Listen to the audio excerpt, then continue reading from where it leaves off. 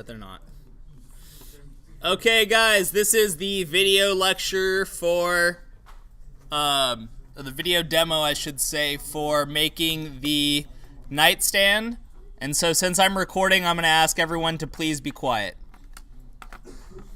Alright, so, we are making this, nice Hornsund, IKEA nightstand. So, I know our last one was, whatever the heck it was called. I don't remember. But it was another Icelandic name. So first thing I'm going to do, guys, is do what? What am I going to do first thing? No. What am I going to do first? What did you say, Brendan? Make sure my project folder is set. Yes, sir. Set project. I think I'm working in this one. 3 Meyer project the best. So if I hit open, yep, dresser's in there. Good to go. So let's go ahead and get started then, now that my project's set. So we're making this. Basically the same sort of notes from the last one do apply. The front, you'll see, is not flush with the bottom or the top. Okay, slightly offset. Okay, not too much though. And the feet now were some sort of weird pear shape looking thing. So that's fine, easy to make. And then we got the handles. So we are gonna make sure we do have these gaps for our drawers to come out of the frame. So we will be doing similar methodology to what we did on the last one. So, all right, let's get going with the frame then. So I'm going to start, my starting frame is going to be actually just this top portion part with the drawers in it, and then I'm going to extrude down my bottom part before I put the top or the bottom on this. So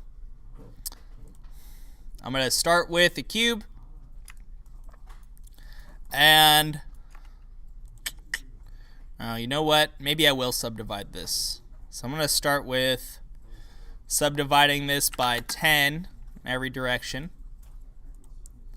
So that's going to give me lots of lines to work with. So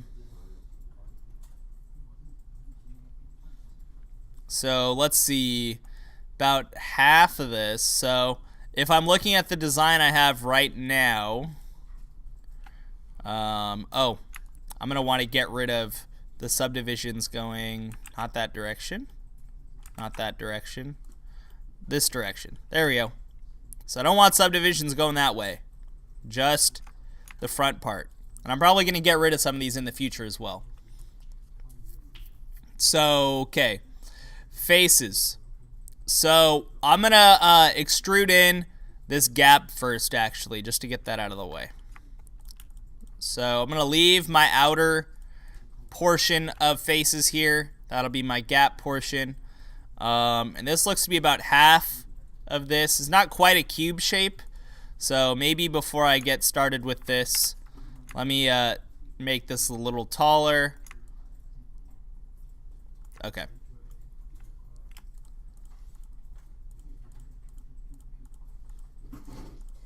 So I'm going to grab all these faces in here, and I'm going to extrude my gap forwards. Let me double check. Oh yeah, see, I got a couple extra selections. All right, cool. So we're going to do that. I'm going to extrude, and I'm going to extrude these in quite a bit. Okay, so there's my hole. Now we can see all the flickering going on, and that's from the bottom of this. So I'm gonna go ahead and delete. You know what, I'm just gonna leave those as is right now. Okay, so now we got our gap portion. That is this little cubby right here. So then we got this portion here, and then we got our drawers. So our drawers looking like this area right here.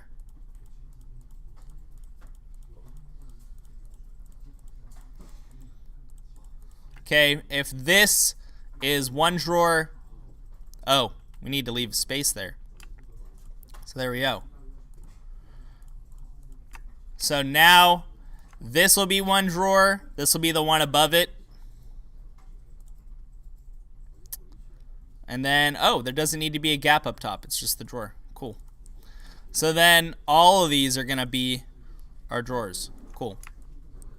So I'm actually going to start, now that I have this cut in, I'm going to delete these edge loops here because I don't need these in here.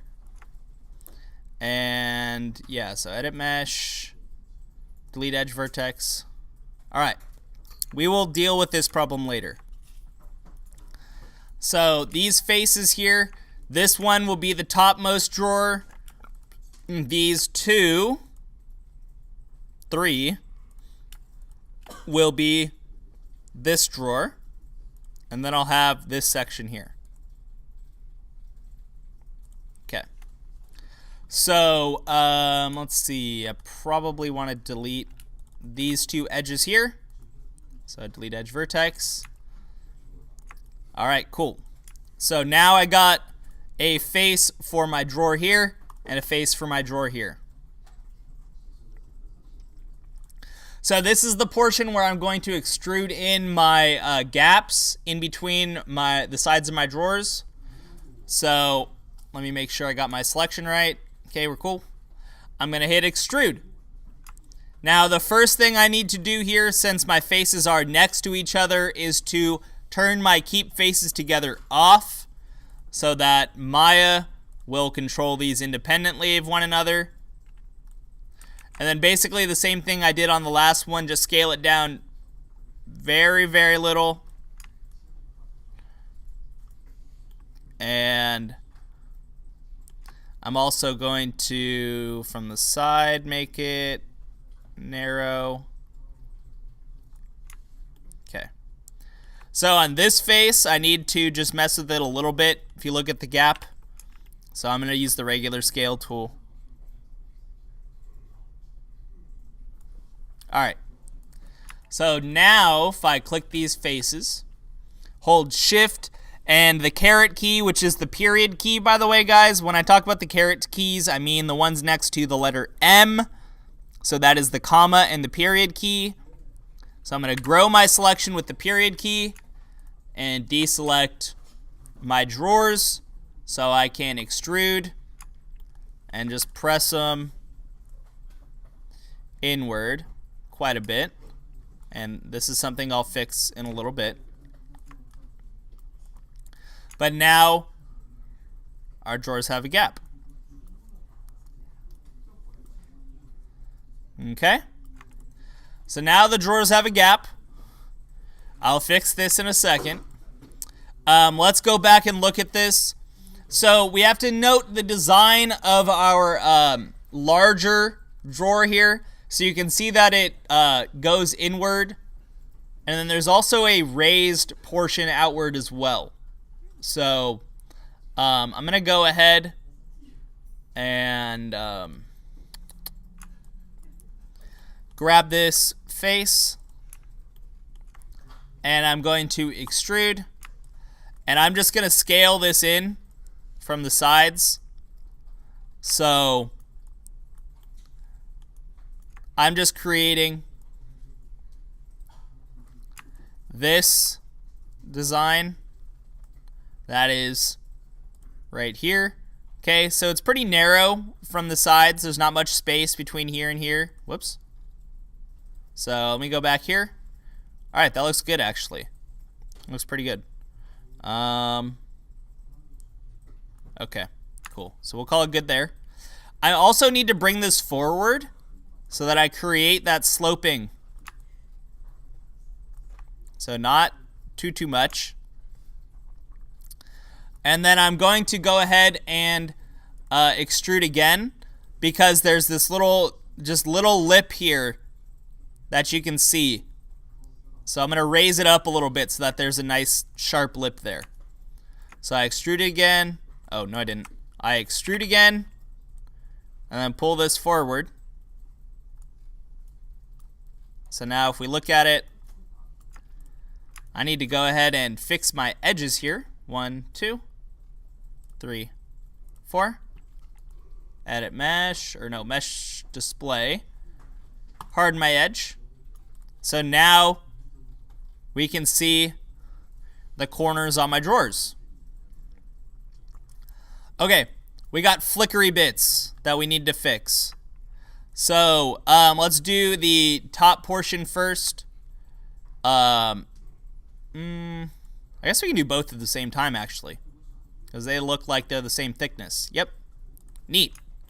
Okay, so I'm going to select the faces on the bottom. Now be careful because this face is on the interior. Okay, the face looks like this.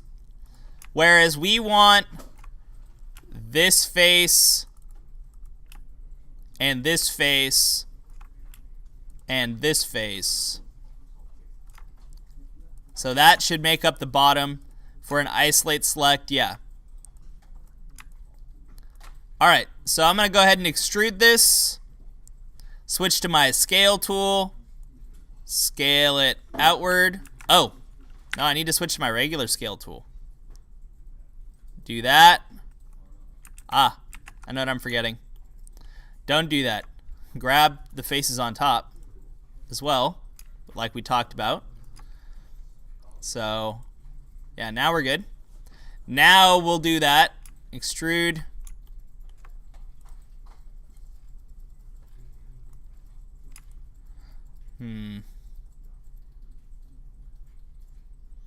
Why are these not going out from the side? That's okay. We're gonna undo this. I'm just gonna extrude the bottom. That way I can use the regular extrude tool with no, or the regular scale tool with no problem. So switch to scale. Scale it outward. Extrude. Scale it downward. Now we got no problems. So I'm going to grab these top faces now, go into my top view, and basically do the same thing. So extrude, switch to my scale tool, scale it outward until it matches, basically.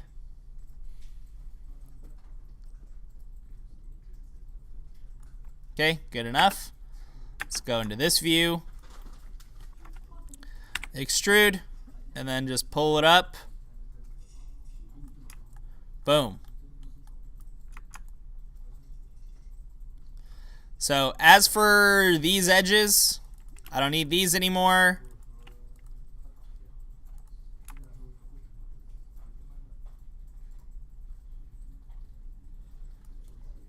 All right, cool.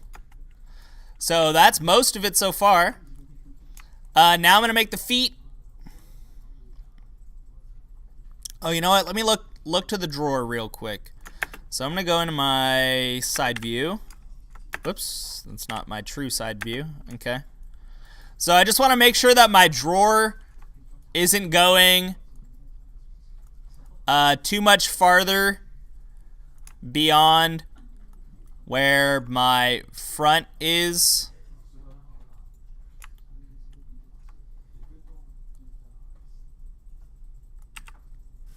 So I just mess with the position of the drawer a little bit. There we go. Okay. So now I'm going to go ahead and make these feet. I'm going to use a cylinder. And let's go ahead and subdivide this, let's say 10 times. Alright, I'm going to scale this down a little bit for right now. So I'm making these weird feet. I'm just going to extrude all these, or I mean not extrude, I'm going to scale these subdivisions. So I'm going to grab every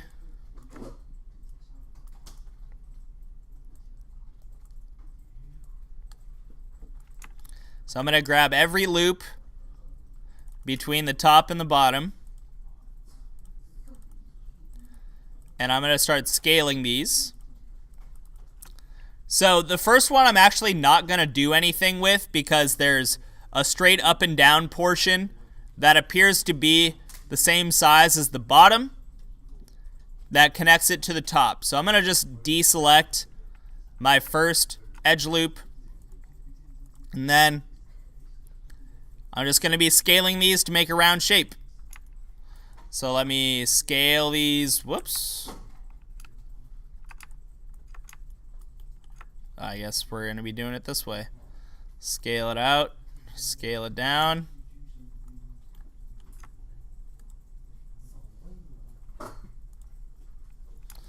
Deselect this edge loop, scale it up, scale it down, deselect, scale it up, deselect, deselect. Then I'll start tapering this.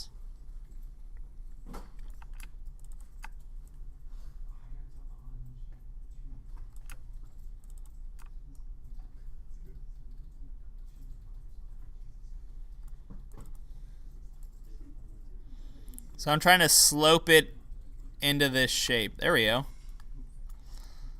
I think that if I lengthen this, I'm going to grab the faces for the bottom and the faces across the top, and I'm going to scale them.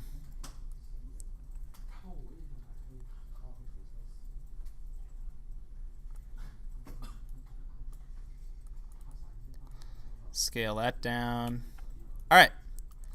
So that looks pretty decent for what I'm going for. So I'm going to go ahead and now modify center pivot. Make sure my pivot's all good.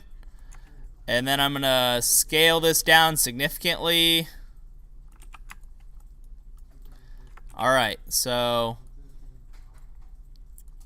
same thing that we did with the dresser. I'm going to cut in some nice loops, reset my tool, multiple edge loops, and then equal multiplier 1, and then that's going to allow me to evenly split some of these spots. So let me go with what's the best way to do this?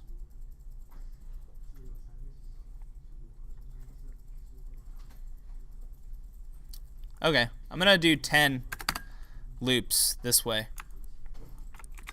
And then that way, grab this. So I'm going to set my pivot point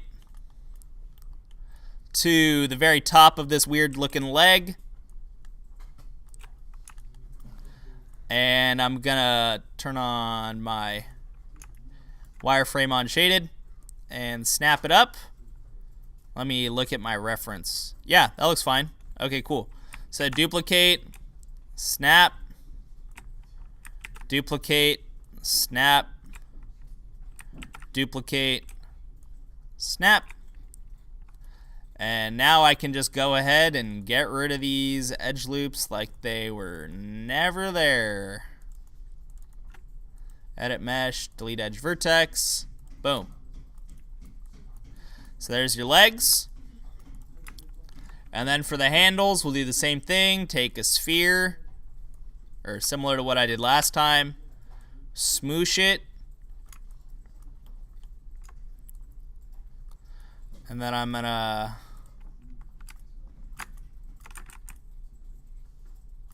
grab some faces and extrude those faces straight down. Okay, so there's my handle. And oh, gotta set my pivot point.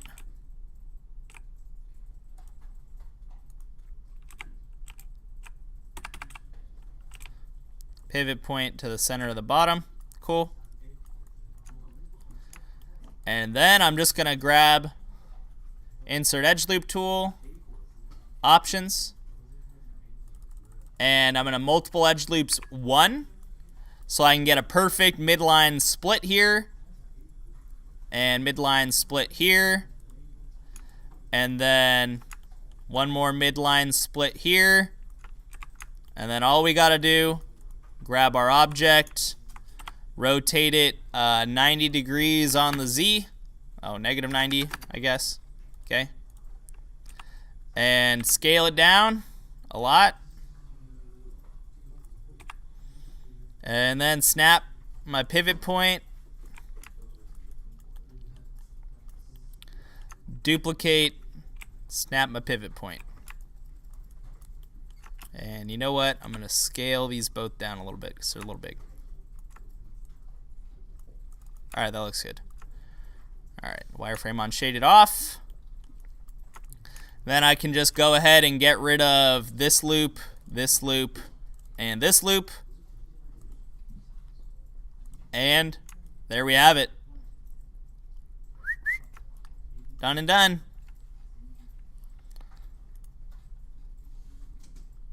Let me close this. So, and let's be courteous and combine our geometry, and let's delete our history. All right, and there you go. Command save. It's looking right into my scenes folder for my project, so I know I'm all good. So this will be Nightstand 3. Okay, and that's that. Thanks for watching.